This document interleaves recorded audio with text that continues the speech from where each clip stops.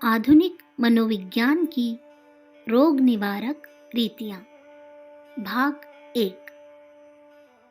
संकेत तथा आत्म संकेत।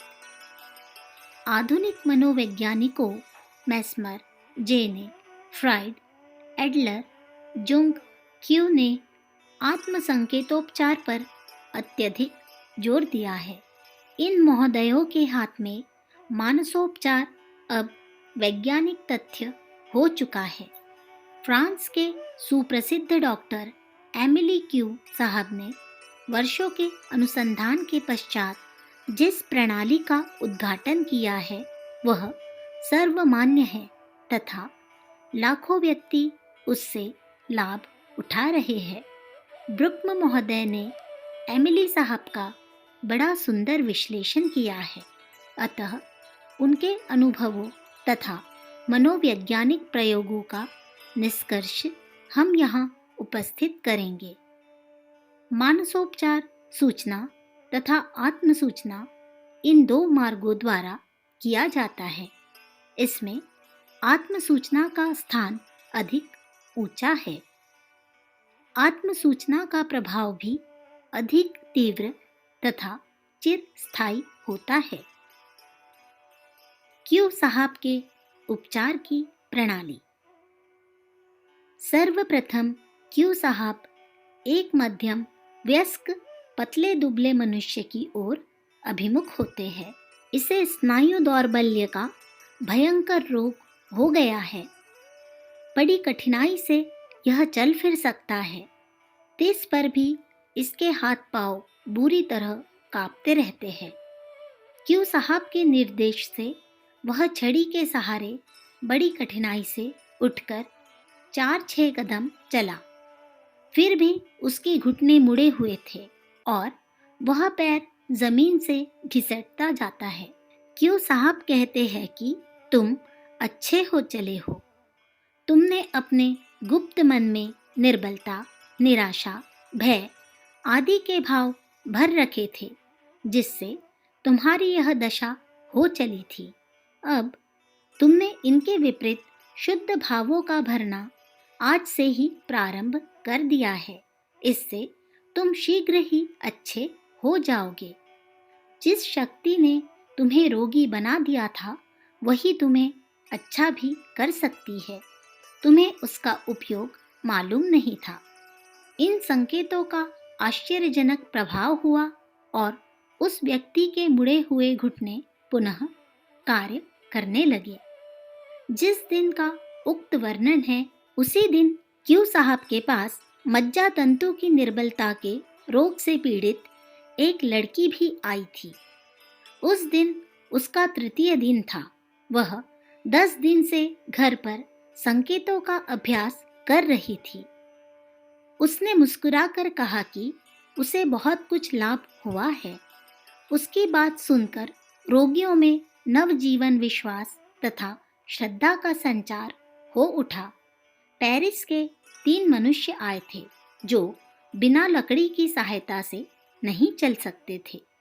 उसके साथ एक सुनार भी आया था जिसका दाहिना हाथ 10 वर्षों से कंधे से ऊपर नहीं उठता था।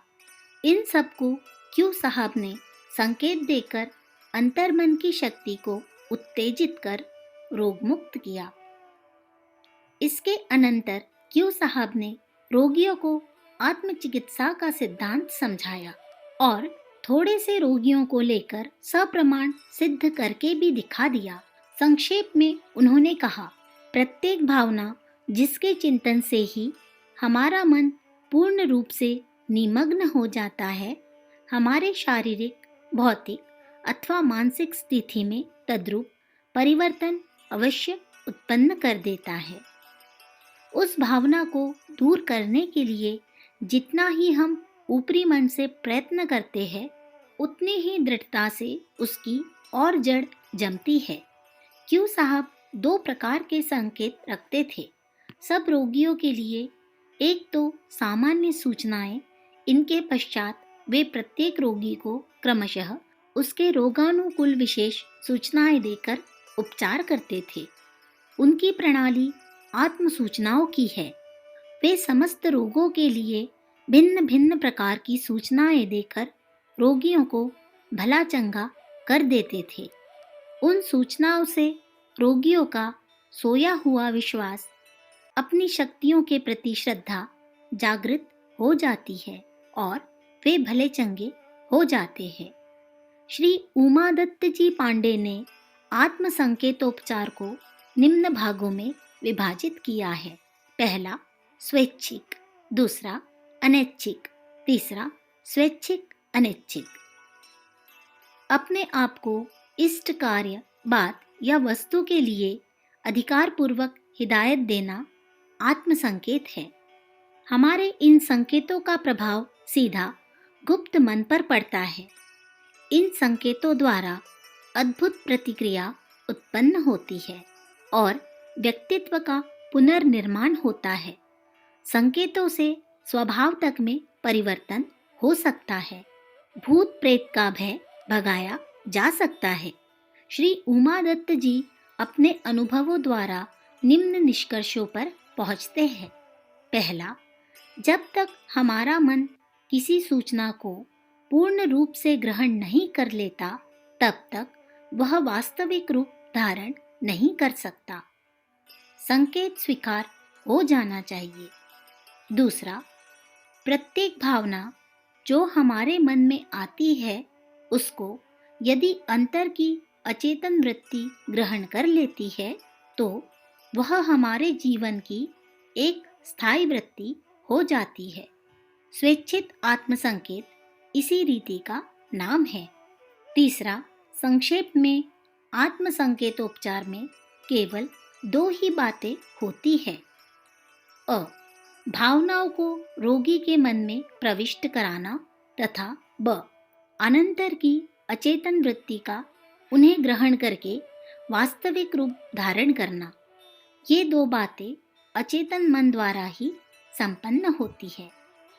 मानसोपचारक की सफलता का रहस्य यही है कि वह अपने संकेतों को अंतः की अचेतन वृत्ति द्वारा ग्रहण करा दे। यदि हम ग्रहण कराना सीख ले तो हमने पूरा मार्ग तय कर लिया। आत्म सूचनाओं में विश्वास उनको सच्चाई, प्रबलता वृत्ति का उसमें पूर्ण स्थिर हो जाने पर ही अंतस की चेतना वृत्ति उन्हें ग्रहण करती है। बाह्य भावना का तिरस्कार या ग्रहण अंतःकरण की प्रवृत्ति पर निर्भर है। यदि सूचनाओं में संशय रहा तो रोगी मनुष्य से स्वास्थ्य की भावना को कैसे ग्रहण कराया जा सकता है। अतः सूचना देते समय सब प्रकार के संशय निकालकर पूर्ण विश्वास में जबरदस्ती चेतन विरोधी तक वितर्कों के विपरीत अपनी इष्ट भावना को अंतस की चेतना वृत्तियों द्वारा ग्रहण करा देना चाहिए। आत्म संकेत का प्रयोग। आत्म संकेत में रोगी स्वयं अपने आप को संकेत देता है। वह दूसरों के संकेत न लेकर संकेत स्वयं बनाता, उच्चारण करता और उन्हें अंतस की चेतना वृत्ति द्वारा ग्रहण कराता है। वह अपनी श्रद्धा तथा विश्वास को उत्तेजित कराता है। वह जिन संकेतों का उच्चारण करता है, कालांतर में वे ही उसके स्वभाव के अंग विशेष बन जाते हैं और वह रोग मुक्त हो जाता है। इस विधि से पूर्ण लाभ उठाने के लिए हमारी प्रसिद्ध पुस्तक महान जागरण पढ़िए। आत्म पोषण।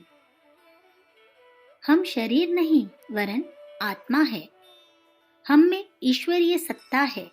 यही हमारा परम पवित्र स्थान है। यही पूर्ण स्वास्थ्य, शांति, सुख का अक्षय भंडार है। यदि हम प्रत्येक कामना को, विचार को, मनोभावों को इस अंतरात्मा की दैवी शक्ति का पूर्ण आज्ञाकारी बना दे तो हम पूर्ण स्वस्थ रह सकते हैं। जब मनुष्य उच्च सत्ता अंतरात्मा की शरण लेता है, निरंतर उसी में रमण करता है, तो उसकी सब चिंता, व्याधि, दूर होती है। जो जो मनुष्य की श्रद्धा अपनी पवित्र आत्मा, निर्विकार आत्मा में दृढ़ होती जाती है, जो जो वह पराशक्ति से तदाकार करता जाता है, त्यों त्यों उच्च मनः भूमिका में प्रविष्ट होता जाता है। अखंड ज्योति, मार्च 1946, पृष्ठ संख्या 11, 12, 13,